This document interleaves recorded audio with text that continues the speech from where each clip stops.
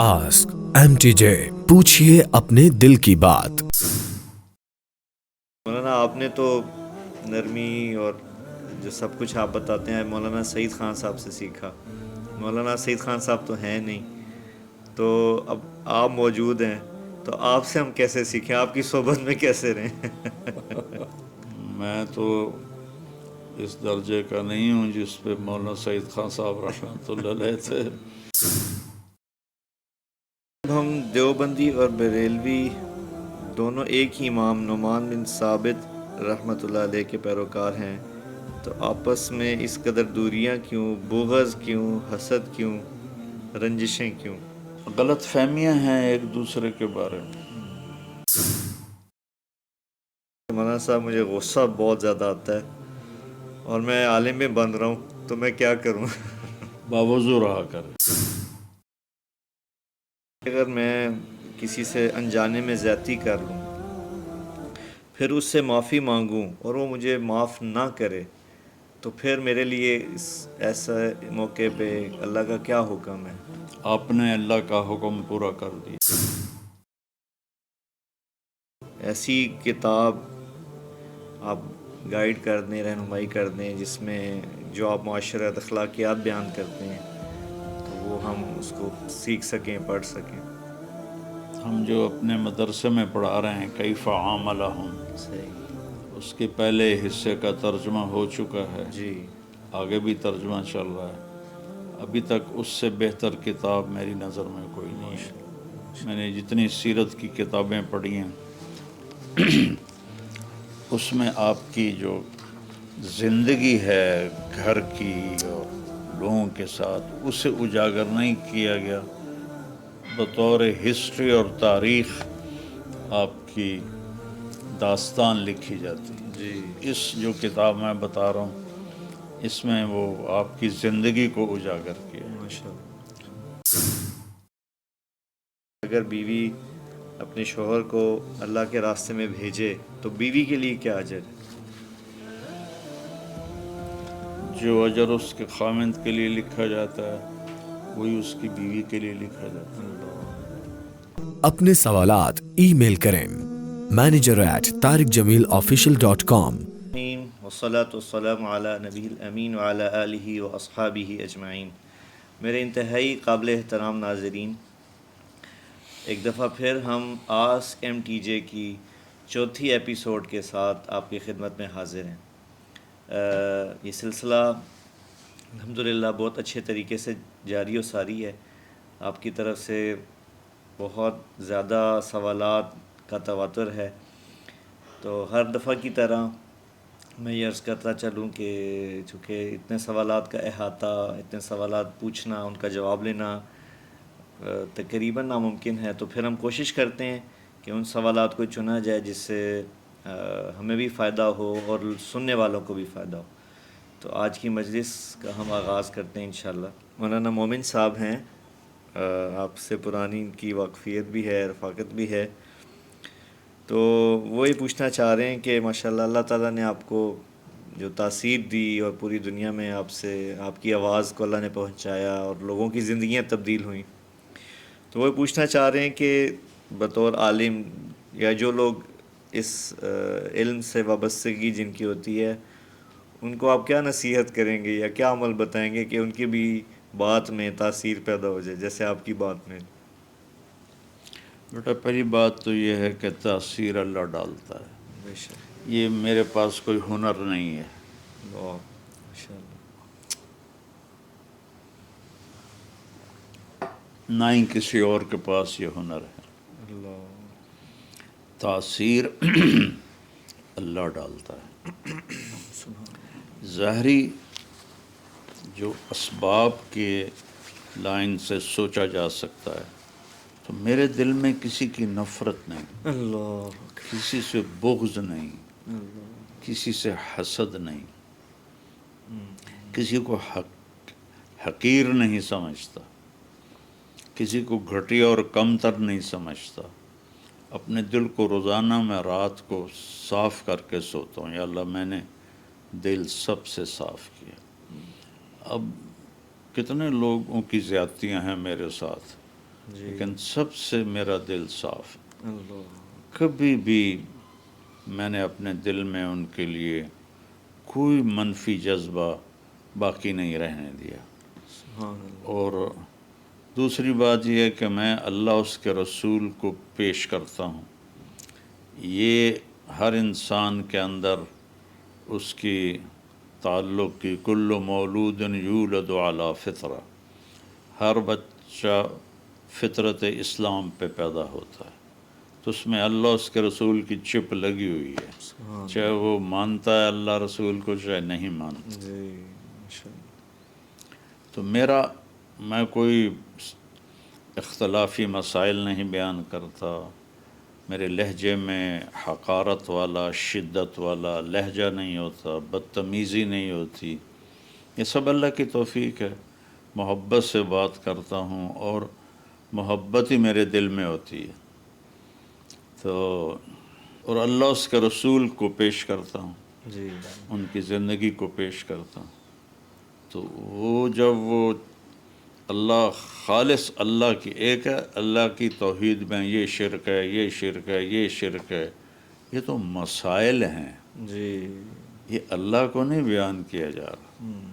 اللہ کیسا ہے قرآن نے بیان کیا ہے کہ میں کیسا ہوں.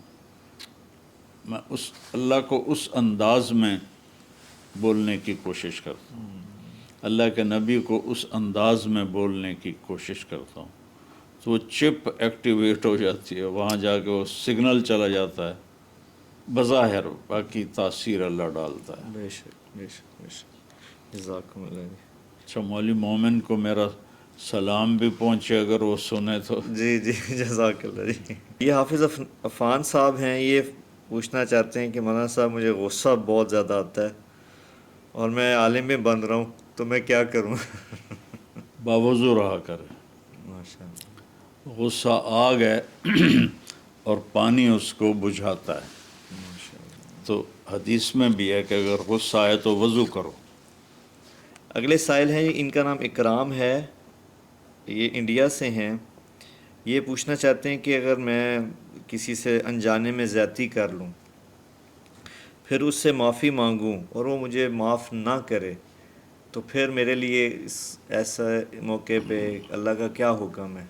آپ نے اللہ کا حکم پورا کر دیا، ماشاء اللہ. یعنی ان کے اوپر کوئی گناہ نہیں. کوئی گناہ نہیں. ماشاء اللہ. اچھا، یہ اگلا ہے بابا سائل، ان کا نام ہے زید انصاری. یہ پوچھنا چاہ رہے ہیں کہ کوئی ایسی کتاب آپ گائیڈ کر دیں، رہنمائی کر دیں، جس میں جو آپ معاشرت اخلاقیات بیان کرتے ہیں تو وہ ہم اس کو سیکھ سکیں، پڑھ سکیں. ہم جو اپنے مدرسے میں پڑھا رہے ہیں کیف عاملہم، صحیح. اس کے پہلے حصے کا ترجمہ ہو چکا ہے، جی آگے بھی ترجمہ چل رہا ہے. ابھی تک اس سے بہتر کتاب میری نظر میں کوئی نہیں ہے. ماشاء اللہ. میں نے جتنی سیرت کی کتابیں پڑھی ہیں اس میں آپ کی جو زندگی ہے گھر کی اور لوگوں کے ساتھ، اسے اجاگر نہیں کیا گیا. بطور ہسٹری اور تاریخ آپ کی داستان لکھی جاتی ہے. جی اس جو کتاب میں بتا رہا ہوں اس میں وہ آپ کی زندگی کو اجاگر کیا ہے. ماشاء اللہ. اگلا سوال جو ہے وہ بھی بڑا اہم ہے جی. یہ شیخ فصیح ہیں، یہ کہہ رہے ہیں جی اب ہم دیوبندی اور بریلوی دونوں ایک ہی امام نعمان بن ثابت رحمۃ اللہ علیہ کے پیروکار ہیں، تو آپس میں اس قدر دوریاں کیوں، بغض کیوں، حسد کیوں، رنجشیں کیوں؟ غلط فہمیاں ہیں ایک دوسرے کے بارے میں. وہ چاہیے تو یہ تھا کہ علماء اس آیت کو سامنے رکھتے، تعالوا الی کلمۃ سواء بیننا و بینکم الا نعبد الا اللہ، کہ جو چیزیں جن چیزوں پر اتفاق ہے آ جاؤ اس پہ تو اکٹھے ہو جائیں، اور باقی جو اختلافی چیزیں ہیں ان کو درگزر کر دیں. اور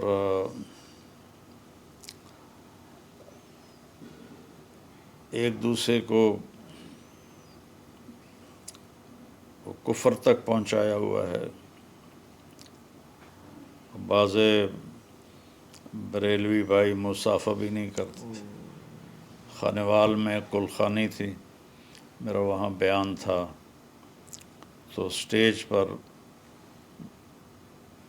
ایک بیٹھے ہوئے تھے وہیں خانوال کے بریلوی بھائیوں کے سرکردہ، تو بیان سے فارغ ہو کر میں نے ایسے ان کی طرف ہاتھ بڑھایا تو انہوں نے ایسے کر لیا. تو مجھے تو اندازہ بھی نہیں تھا، مصافحہ تو کافر سے بھی ہو سکتا ہے. میں نے پھر دوبارہ ہاتھ بڑھایا تو انہوں نے ایسے کر کے یوں یوں کیا. تو وہ تو ان پڑھ تھے، عالم تو نہیں تھے. یہ نفرت کا جو بیج ہے نا طرفین سے، یہ علماء کی نادانی کی وجہ سے. انہوں نے یہ باور کرا دیا ہے کہ یہ ہمارے سوا باقی سب گستاخ رسول ہیں. یا اللہ، انہوں نے یہ باور کرا دیا ہے کہ یہ سب قبر پرست ہیں. یا اللہ. تو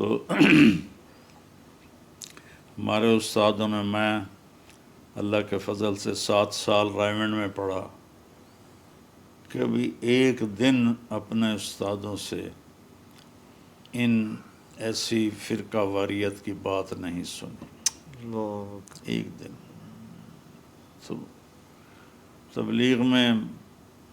تبلیغی مدرسے میں پڑھا تو اللہ کا فضل ہوا کہ میرے دل سے تو کم از کم یہ خلیج اور یہ دیوار ٹوٹ گئی ہے، نکل گئی. الحمدللہ. اور میں سب سے کہتا ہوں ایک دوسرے سے محبت کریں. یہ صرف ایک تو شیطان بیچ میں ہے، آخر شیطانی طاقتیں بھی تو اپنا کام کرتی ہیں. جی. آپ نے فرمایا کہ بدترین مخلوق آسمان کی چھت کے نیچے بدترین علماء ہیں، اللہ، اور بہترین مخلوق آسمان کی چھت کے نیچے بہترین علماء ہیں. اللہ. تو آج کل سوشل میڈیا نے اس کو اور بھڑکا دیا ہے. جی. ایسے لگے ہوتے ہیں، اتنی بدتمیزی سے باتیں کرتے ہیں. یعنی ممبر پہ بیٹھ کے توہین اور تذلیل اور برے الفاظ اور اخلاق سے گرے ہوئے الفاظ، یہ اسلام کے داعی نہیں ہیں، یہ اپنے نفس کے داعی ہیں. موسیٰ علیہ السلام کو اللہ نے فرعون کے پاس بھیجا تو کہا قولا لہ قولا لینا، نرمی سے بات کرنا. یا اللہ. اور پھر اللہ کہتا قولوا للناس حسنا، لوگوں سے خوبصورت بات کیا کر. اختلاف بھی ہے تو جادلہم باللتی ہی احسن، خوبصورت طریقے سے ان سے افہام و تفہیم کرو، جدال کرو. لیکن یہاں اب مجھ سے تو سنا بھی نہیں جاتا نا، میرا سر درد ہو جاتا ہے. جی. جب کوئی بھی وہ سر درد نہیں تھا تو بہت دکھ ہوتا تھا کہ ایک دوسرے کو اس قدر برا بھلا کہہ رہے ہیں. انہوں نے سیرت نہیں پڑھی. اس میں وہ آپ جیسے سوشل میڈیا کا ذکر کر رہے ہیں کہ سننے کو ملتا رہتا ہے کہ گالیوں کا استعمال، گالیاں دی جا رہی ہوتی ہیں. جی بیٹا، ممبر سے گالی دینا بتائیں، اب یہ ان کو علماء کہا جا سکتا؟ یا اللہ. اور اس طرح کے ان کے چہرے لال سرخ ہوتے ہیں اور لہجے میں آگ بھری ہوتی ہے. ان کو کیسے کہا جا سکتا ہے کہ یہ دین کی بات کر رہے ہیں؟ اچھا، آگے بابا ایک بچی ہیں 20 سال کی، یہ کہنا چاہ رہی ہیں کہ ان کے جو خامن ہیں ان سے بہت زیادہ سخت رویہ کرتے ہیں، تو اس کے لیے کیا کریں، اس کو کیسے ڈیل کریں اپنے ہسبینڈ کے ساتھ؟ بیٹا دو ہی باتیں ہیں، یا صبر کر لے چونکہ مزاج نہیں بدلتے، تو اگر بہت زیادہ پریشانی ہے تو علیحدگی لے لے۔ اللہ نے اس طلاق اسی لیے تو رکھی ہے۔ جی بالکل۔ حضرت جمیلہ رضی اللہ تعالیٰ عنہ اللہ کے نبی کی خدمت میں حاضر ہوئیں۔ جی ان کے خاوند تھے ثابت بن قیس بن شماس، بدری صحابی ہیں، اور جنگ یمامہ میں شہید ہوئے۔ انصار کا جھنڈا ان کے ہاتھ میں تھا۔ جب بنو تمیم کا وفد آیا کہ ہمارا خطیب بیان کرے گا پھر تمہارا خطیب بیان کرے گا، ہمارا شاعر شعر کہے گا پھر تمہارا شاعر شعر کہے گا، اگر تمہارا خطیب اور شاعر ہمارے خطیب اور شاعر سے بڑھ گیا تو ہم کلمہ پڑھ لیں گے۔ سبحان اللہ۔ تو آپ نے کہا ٹھیک ہے آ جاؤ۔ تو ان کا خطیب تو تیاری کر کے آیا ہوا تھا۔ جب وہ فارغ ہوا تو آپ نے ثابت بن قیس اٹھو جواب دو، انہوں نے فی البدی جواب دیا۔ پھر ان کا شاعر کھڑا ہوا، وہ شعر قصیدہ تیار کر کے آیا تھا۔ جب وہ ختم ہو تو آپ نے حسان بن ثابت سے کہا اٹھو جواب دو، انہوں نے جواب دیا۔ تو وہ اقرب بن حابس کہنے لگا تمہارا شاعر ہمارے شاعر سے اچھا، تمہارا خطیب ہمارے خطیب سے اچھا، ہم بھائی کلمہ پڑھتے ہیں۔ اللہ۔ تو سبحان اللہ، جتنے لوگ ہیں اتنے ہی دعوت کے انداز ہیں، جی اتنے ہی دعوت کے انداز ہیں، اتنے ہی اسلوب ہیں۔ کوئی رٹی رٹائی دعوت کوئی نہیں اسلام میں۔ تو وہ کہنے لگی یا رسول اللہ ثابت سے مجھے کوئی گلہ نہیں، بہت بڑا آدمی، لیکن اس نے مجھے تھپڑ مارا ہے تو اس سے میرا دل ٹوٹ گیا ہے، اب میں اس کے ساتھ نہیں رہنا چاہتا۔ تو آپ کے پاس یہ بھی تھا اختیار کہ آپ کہتے نہیں گزارا کرو اور ان کے فضائل بتاتے، لیکن آپ نے ان کی جب کیفیت دیکھی تو آپ نے فرمایا ثابت نے جو تمہیں مہر میں باغ دیا ہے وہ واپس کر دو گی؟ کہ جی کر دوں گی۔ یہ پہلا خلا ہے اسلام میں۔ تو آپ نے ثابت سے فرمایا طلاق دے دو، تو انہوں نے طلاق دے دی۔ تو اگر قابل برداشت ہے تو گزارا کرے، اگر نہیں ہے تو طلاق لے۔ جی یہ بھی ایک بہن ہے سحر ملک ان کا نام ہے، ان کا سوال ہے کہ یہ نرس بن رہی ہیں، نرس کی تعلیم حاصل کر رہی ہیں، نرسنگ کا کورس کر رہی ہیں۔ نرسنگ کا؟ جی اچھا۔ تو ان کا یہ سوال ہے کہ عام طور پہ جیسے بچیوں کے یا خواتین کے باہر کام کرنے کے اوپر بہت زیادہ کیا جاتا ہے، سختی کی جاتی ہے ہمارے معاشرے میں، تو اسلام کے حوالے سے، شریعت کے حوالے سے اس میں کیا تعلیمات ہیں کہ کیا بچی باہر کام کر سکتی ہے، جاب کر سکتی ہے؟ جی بیٹا وہ نرس ہے تو عورتوں کو عورت ہی اٹینڈ کرے جی تو یہ زیادہ بہتر ہے بجائے اس کے کہ مرد اٹینڈ کر رہے ہیں۔ اگر لڑکیاں ڈاکٹر نہیں ہوں گی تو جتنے گائنی کے کیس ہیں اور جتنے اس کے حمل کے وضع حمل کے کیس ہیں وہ مرد کریں تو وہ کتنی بے پردگی ہے۔ جی لہذا اس میں اسلام کی طرف سے تو کوئی پابندی نہیں۔ پابندی نہیں، حجاب کے ساتھ اور جی اپنی عزت کی حفاظت کے ساتھ۔ اگلے بابا سوال ہے ان کا، یہ سید آفتاب ہیں، یہ پوچھنا چاہ رہے ہیں کہ ایک سید خاندان کیا غیر سید میں شادی کر سکتے ہیں؟ اللہ کے نبی نے حضرت رقیہ رضی اللہ عنہا کی شادی حضرت عثمان سے کی، پھر ان کا انتقال ہو گیا تو ام کلثوم کی شادی انہی کے ساتھ کی. اللہ. اور فرمایا اگر میری 100 بیٹیاں ہوتی اور وہ اس طرح مرتی عثمان کے نکاح میں تو میں 100 کی 100 عثمان کو دے دیتا. اور حضرت زینب سب سے بڑی بیٹی کا نکاح خاندانی عداوت بنو امیہ ابو العاص رضی اللہ عنہ سے کی. اللہ. تو وہ اسلام بھی نہیں لائے بعد میں. تو جنگ بدر کے بعد وہ اسلام لائے. حضرت زینب ہجرت کر گئی تھی اور وہ جنگ بدر میں شریک ہوئے اور قیدی بنے. تو حضرت زینب نے اپنا ہار بھیجا فدیے کے لیے جو حضرت خدیجہ نے ان کو دیا تھا. جی. تو آپ وہ ہار دیکھ کے رونے لگے. تو پھر آپ نے ان کو ویسے ہی صحابہ سے پوچھ کے آزاد کر دیا. تو وہ اس پہ مسلمان ہوئے. تو آپ نے ان کے نکاح کو بھی دوبارہ نہیں پڑھایا, اسی پہلے نکاح پہ باقی رکھا.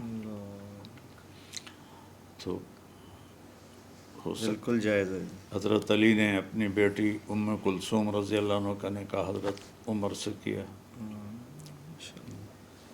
یہ فیصل بلوچ ہیں بابا, یہ پوچھنا چاہ رہے ہیں کہ ان کو ایک جگہ شادی کرنی ہے, ایک جگہ ان کی پسندیدگی ہے, لیکن ان کی والدہ جو بچی کی والدہ ہیں وہ اس بات پہ انکار کر رہی ہیں کہ خاندان فرق ہے. یہ ہمارے یہاں بر صغیر میں یہ ہے جہالت کہ بس اپنی برادری میں ہی کرنا ہے, اپنے خاندان میں ہی کرنا ہے, باہر نہیں کرنا. تو میں نے آپ کو اللہ کے نبی کی مثال بتا دی. اچھا, یہ بابا سفیان مغل ہیں, انہوں نے سوال پوچھا ہے کہ مولانا آپ نے تو نرمی اور جو سب کچھ آپ بتاتے ہیں مولانا سعید خان صاحب سے سیکھا. مولانا سعید خان صاحب تو ہیں نہیں, تو اب آپ موجود ہیں, تو آپ سے ہم کیسے سیکھیں, آپ کی صحبت میں کیسے رہیں؟ میں تو اس درجے کا نہیں ہوں جس پہ مولانا سعید خان صاحب رحمۃ اللہ علیہ تھے. تو نبی کی سیرت پڑھیں صحیح. اور خاص طور پر آپ کی جو گھریلو زندگی ہے اس کو پڑھیں. تو تبلیغ میں ہر مہینے 3 دن لگاتے رہیں تو انشاءاللہ نرمی پیدا ہو جائے گی. ہاں. جی بابا, اگلی جو سائلہ ہیں ان کا نام ہے رانی مختار. یہ ان کا سوال بھی ہے اور دعا کے لیے بھی ہے کہ 30 سال کی عمر میں ان کا بائی پاس ہوا ہے جی, ہارٹ سرجری ہوئی ہے, اور ماشاءاللہ عالمہ بھی ہیں اور بچیوں کو پڑھا بھی رہی ہیں, اور روزانہ کہہ رہی میں 20 نفل پڑھتی ہوں, تلاوت کا اہتمام, ہر تسبیحات کا اہتمام. تو وہ دعا کا کہہ رہی ہیں کہ میرے لیے دعا کریں کہ میں چھوٹی عمر میں اتنی بڑی تکلیف آئی تو جو میں اعمال کر رہی ہوں مجھے اللہ اس پہ استقامت دے دی. یہ اللہ پاک استقامت نصیب فرمائے. آمین. یہ ہے اور رضوان, ان کا سوال یہ ہے کہ اگر بیوی اپنے شوہر کو اللہ کے راستے میں بھیجے تو بیوی کے لیے کیا اجر ہے؟ جو اجر اس کے خاوند کے لیے لکھا جاتا ہے وہی اس کی بیوی کے لیے لکھا جاتا ہے. اللہ ماشاء اللہ. ایک بہن ہے ریما شہزادی ان کا نام ہے. یہ ان کے خاوند جو ہیں وہ امریکہ میں رہتے ہیں, خود یہ پاکستان میں ہیں. تو ان کے خاوند ان کو لے جانا چاہتے ہیں وہاں پہ, ان کو اور ان کے بچوں کو. تو وہ یہ پوچھنا چاہ رہی ہیں کہ میں پر بہت زیادہ گھبراتی ہوں کہ بچوں کو وہاں لے کے جاؤں گی تو اسلام سے دور ہوں گے, دین سے دور ہوں گے, تو مجھے کیا کرنا چاہیے؟ یہ تو ہوگا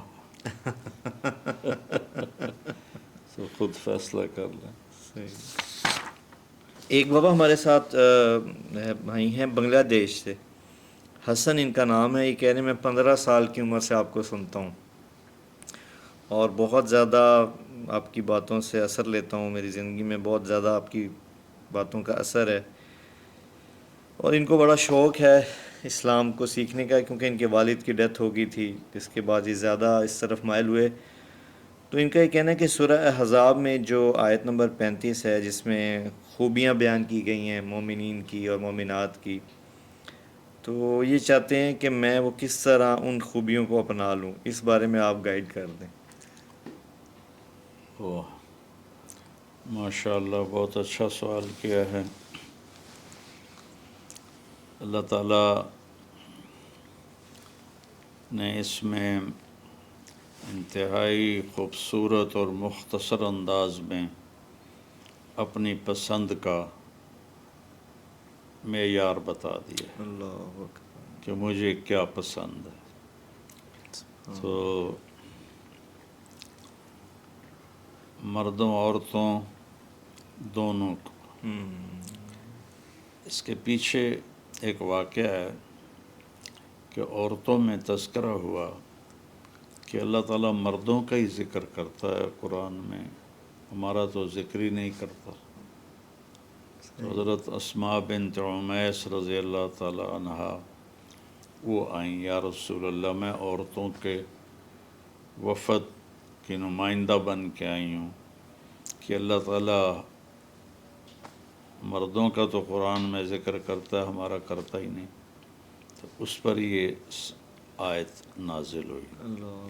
تو ان المسلمین والمسلمات والمؤمنین والمؤمنات والقانتین والقانتات والصادقین والصادقات والصابرین والصابرات والمتصدقین والمتصدقات والصائمین والصائمات والحافظین فروجهم والحافظات والذاکرین اللہ کثیرا والذاکرات اعد اللہ لهم مغفرۃ واجرا عظیما۔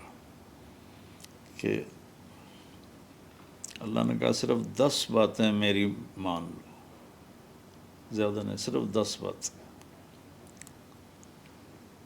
اسلام ظاہری حلیہ، ظاہری زندگی، ایمان اندر کے جذبات، قانتین والقانتات، اللہ کے سامنے کھڑے ہونا ادب کے ساتھ، نماز کی طرف اشارہ ہے، جی ماشاء اللہ۔ اور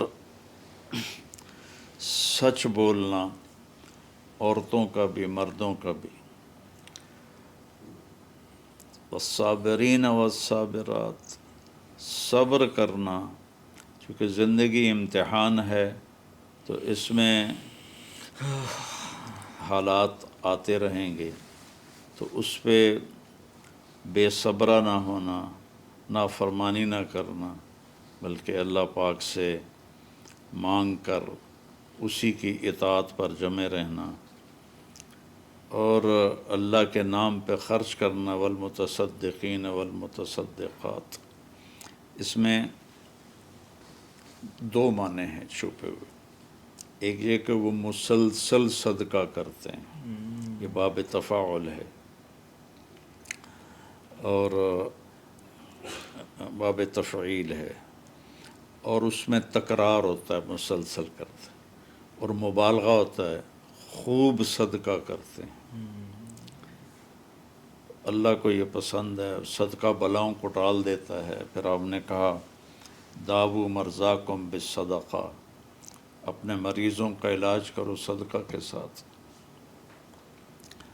اور والصائمین والصائمات، اور روزے، وہ اللہ تعالیٰ نے سال میں 1 مہینہ فرض قرار دیے ہیں، اور آپ نے فرمایا جو ہر مہینے 3 روزے رکھ لے گا تو وہ پورا سال روزے دار کہلائے گا۔ اور اپنے آپ کو، اپنی عزت کو بچانے والے، اور مرد بھی عورتیں بھی، کہ وہ حرام کام نہیں کرتے، زنا نہیں کرتے، بلکہ شادی کرتے ہیں، حلال طریقے سے اپنی اس ضرورت کو پورا کرتے ہیں، اور اللہ تعالیٰ کو یاد رکھتے ہیں، اور اس کا ہر وقت اس کی یاد میں رہتے ہیں. ایک ذکر ہوتا ہے جیسے میں ابھی پڑھ رہا تھا، یہ بھی حکم ہے، اور ذکر کا اصل معنی ہوتا ہے یاد. یاد دل کا کام ہے، زبان کا نہیں ہے، دل کا فعل ہے. ہر وقت اللہ یاد رہے، یہ ہے والذاکرین اللہ کثیرا والذاکرات. ایسے آدمی سارا دن تو تسبیح پکڑ کے نہیں بیٹھ سکتا. اللہ کا ایسا دھیان جم جائے کہ ہر وقت وہ دل دماغ میں سما جائے.